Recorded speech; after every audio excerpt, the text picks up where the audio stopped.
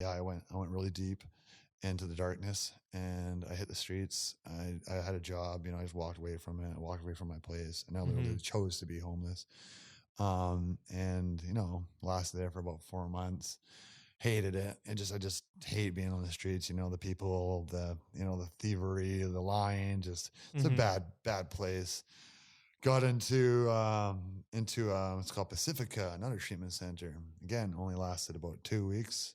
Um, got kicked out, and then ended up in another psychosis, and that's where I found God. God came into my life, and I ended up at a place called UGM on East Hastings, which is a recovery place slash shelter. Okay.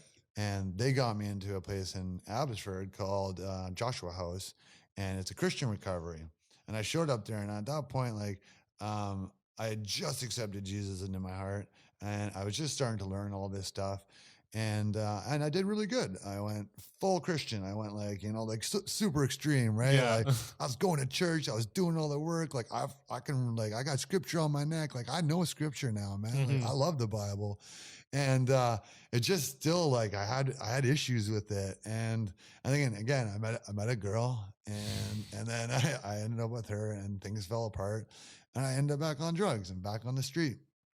Another 4 months goes by, and then last April 1st, I was like, that's it, I'm done.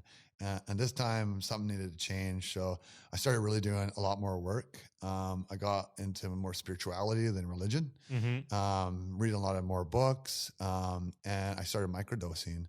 And I'd used psychedelics most of my life. At a very young age, I tried mushrooms. I lived in Queen Charlotte's, and those they just grow wild up there. Mhm. Yeah. And then when I was 16, we used to do LSD every weekend because for $10 you can have a great night instead of buy $20 worth of booze, right? Yeah, yeah. And we don't wake up with a hangover. So I always knew about them, and I knew that they had that positive, loving sense that they definitely helped you, but I never really used them with an intent of a healing. Mhm. And this kind of started going onto my radar. So I got a job in camp. I was working up north, and I'd bring like an ounce of mushrooms with me, and I would just intuitively microdose. I wouldn't wait. I would just like snap a piece off. It looks big enough. Yeah. Some days I'm like, whoa. And Yeah. some days I'm like, okay, that's nice, right? And it worked. I was listening to spiritual teachers. Like I said, Ram Dass, Mhm. Sadhguru, Moji, all these guys that are like really help you connect to yourself, Mhm. right? It's like quieting the chatter upstairs, and that really helped. And like I said, I started reading a lot more.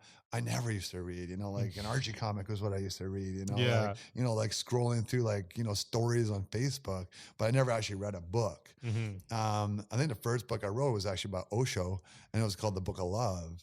And like it blew my mind what this guy had to say about it. I'm like, that's kind of how I feel with a lot of this stuff. And I never really was able to like have somebody feel the same way and kind of put it into these like elegant words with like all this like long spiritual history of it as well too, right? Mhm. And the Hinduism of how a lot of it works, right?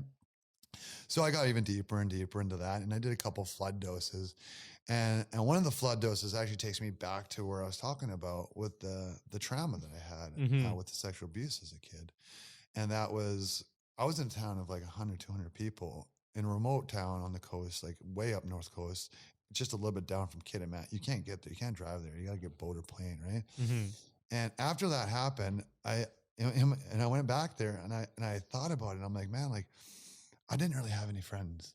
Like I think after that incident happened, because everybody knew, obviously, right? It's a town so small, everybody talks. Yeah. And I don't think I was allowed to hang out with a lot of these kids because I just Mhm. don't remember. I remember only having one family that I was being friends with Mhm.